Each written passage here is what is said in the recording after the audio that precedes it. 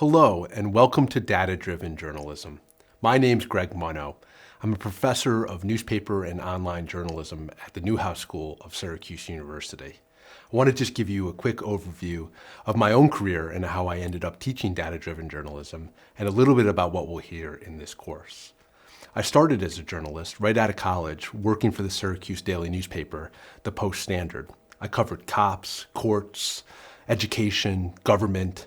I eventually took a job as their civic engagement editor, where I collected data from the citizens of Central New York and produced stories to inform policymakers about the decisions that our readers themselves wanted government to make. It was a cool way of flipping the model. Instead of telling readers what government was doing, we were telling government what our readers wanted them to do.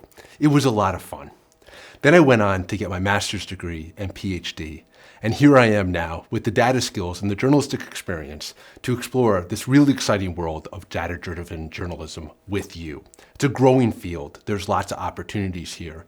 And the skills that are needed to get started on data-driven journalism are not that complex. The type of math needed, for instance, is very, very simple. The most difficult math you'll do in this class is really just adding numbers together and dividing them.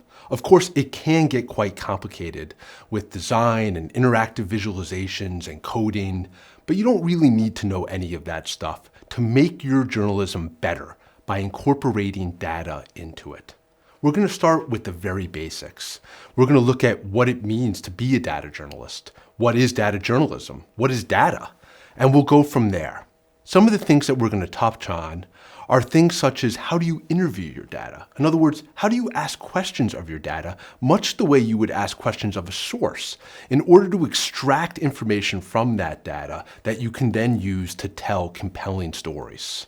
We're also going to look at ethical considerations of data journalism. Like any journalism, good data journalism is ethical and requires you to think about the choices that you're making. But when dealing with numbers, sometimes very complicated numbers, it's important to consider a few things that maybe you haven't thought of before when writing more traditional stories.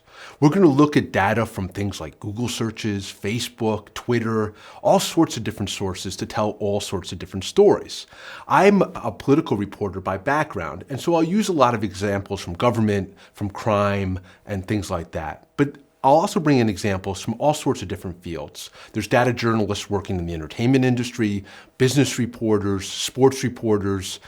There's no limit to what you can do with data journalism. We're also going to look at some things such as the Freedom of Information Act, how you can use that law to get statistical information from the government that you can use as the basis for data-driven stories and investigative journalism stories. Stories that you can put into the marketplace that no one else has done before because the information behind the story is utterly unique. Your effort in getting that information from the government itself. We're also going to examine data visualizations.